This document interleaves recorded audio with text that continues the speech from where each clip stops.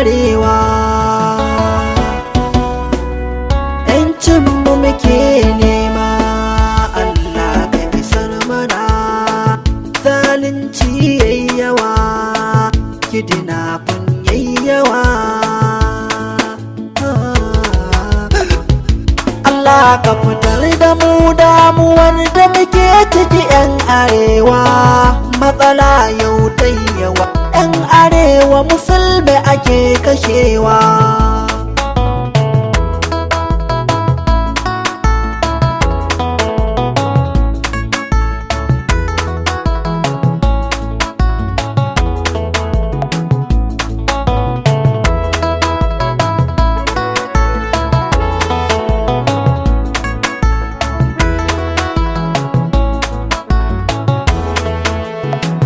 Inna lillahi wa inna ilaihi raji'una.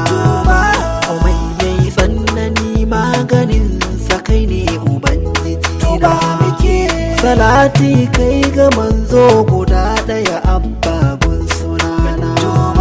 Allah ka fitar da mutuba muke 'yan arewa muna cikin damuwa.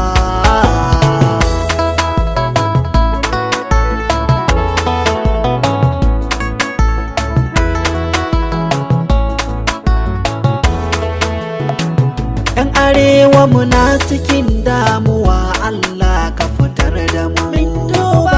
A yau tuba muke yi akan tarin zunubanmu.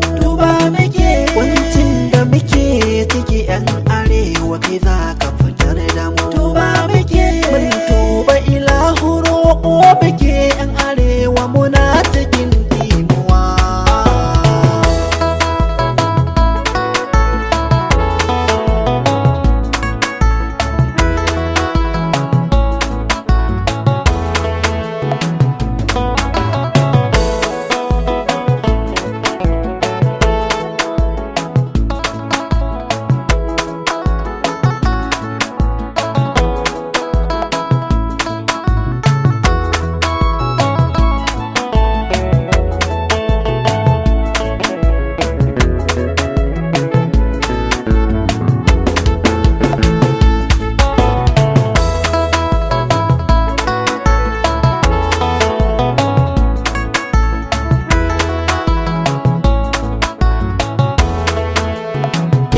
Arewa muna cikin damuwa, matsala ta tsaro muna baya. Ana bi har gida an kashe mu kamar kwari muna ɓuya. Gafata ta yi yawa a tsakaninmu ba haƙuri kullum ƙarya. Muna roƙo Allah kai mana afuwa, damuwa ta yi yawa.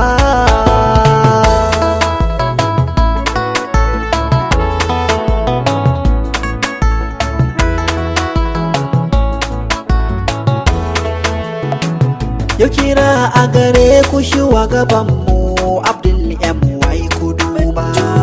Matsayin ku ilahu shi ya ba ku badan bai san da mu ba.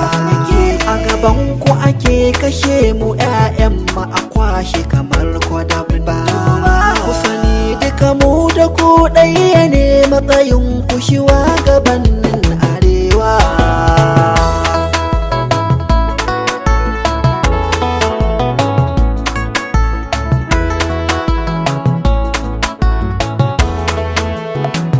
Talakawa muna cikin damuwa, kullum kuka muke. A kashe mu a kwashe dukiyar mu, garkuwa kwada mu ake. Ya kuke so biyo da rayuwar mu 'yan arewa mun gama baya. Matsayin mu guda in Najeriya, 'yanci kwa muna da shi 'yan arewa.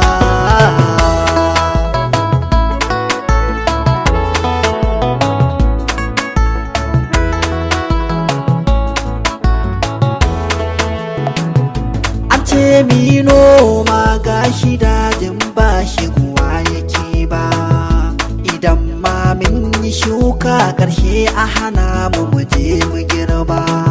Wani na can na ta fama abin da zai ci bai da shi ba. Wayo Allah ka fata arewa wa zai zama na garkuwa